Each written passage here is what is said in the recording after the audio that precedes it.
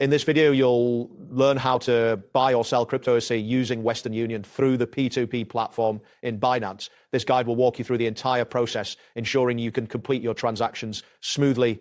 Start by opening the Binance application or website. If you are not already logged in, enter your credentials to access your account. Once you've successfully logged in, look for the trade option in the main menu, click on trade, and from the drop-down menu, select P2P. This will take you to the P2P trading interface where you can buy or sell crypto. On the P2P trading page, you will see two tabs labeled buy and sell.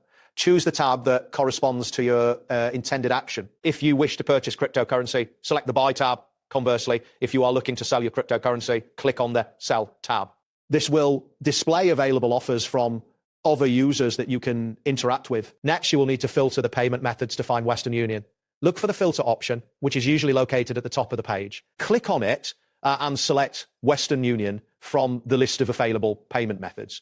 If Western Union is available, you will see offers from verified merchants who accept this payment method. Selecting a verified merchant is crucial to ensure the security of your transaction. Once you have filtered for Western Union, browse through the available offers, you should see a list of users offering their cryptocurrency for sale. Review the terms of each offer, including the price and the amount of cryptocurrency available.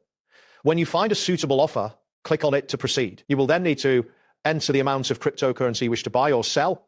After entering the amount, create your order by clicking the appropriate button, usually labeled buy now or sell now. After creating your order, follow the payment instructions provided by the seller. Make the payment via Western Union as directed. Once you have completed the payment, return to Binance to confirm that the transaction has been finalized. This is an important step to ensure that the cryptocurrency is released to your account. Keep in mind that large transactions may take longer to process, and you should always verify your available balance before proceeding with any transactions. That wraps up today's guide.